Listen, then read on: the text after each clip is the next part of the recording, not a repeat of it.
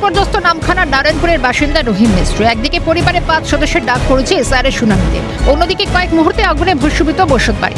পুরে ছাই হলো ভোটার আধার কার্ড সহ এসআরের শুনানিতে পেশ করার মতো প্রয়োজনীয় নথিপত্র। রবিবার মধ্যরাতের আগুনে রাতারাতি সব হারিয়ে দিশেহারা রহিম মিস্ত্রি ও তার পরিবার।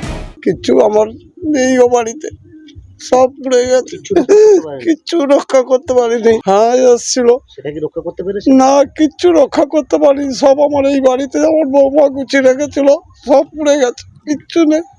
হিয়ারিং এর ডেট ছিল, হিয়ারিং এর যত কাগজপত্র, আমাদের জন্ম certificate, Aadhaar card, I card, তারপরে স্কুল সার্টিফিকেট, প্যান কার্ড, বাড়ির ঘরের যে কাগজপত্র, গাড়ির কাগজ, টাকা পয়সাও ছিল, ছেলের বই খাতা, মানে যাবতীয় জিনিস যেগুলো ঘরে থাকে, জামা কাপড় থেকে খাট পালং সব পুড়ে গেছে।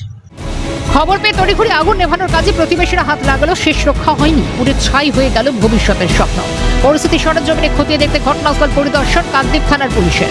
বিপর্যস্ত পরিবারের পাশে থাকার আশ্বাস স্থানীয় প্রশাসনের। বিপর্যস্ত রহিম মিস্ত্রির সঙ্গে কথাও বলেন স্থানীয় পঞ্চায়েতের জনপ্রতিনিধিরা।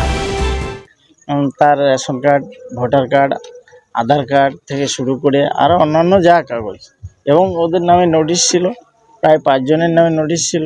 নোটিশের ফর্ম, স্বাভাবিকভাবে জায়গার দলিল, এনিথিং যা কিছু ছিল সবই কাগজ পুড়ে গেছে।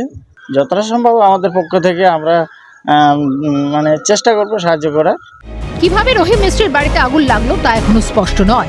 পুলিশের প্রাথমিক অনুমান শর্ট সার্কিট থেকে আগুন।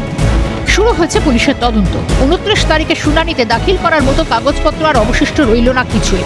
ভোটার তালিকায় নিবিড় সংশোধন প্রক্রিয়ায় কিভাবে নাগরিকত্ব প্রমাণ দেবেন রহিম মিস্ত্রি? এই বিপদের দিনে কমিশনের সাহায্য পাবে কি ভটপড়া অসহায় মিস্ত্রি পরিবার? প্রশ্ন থাকছে। অরিজিৎ মণ্ডলের রিপোর্ট, ক্যালকাটা নিউজ।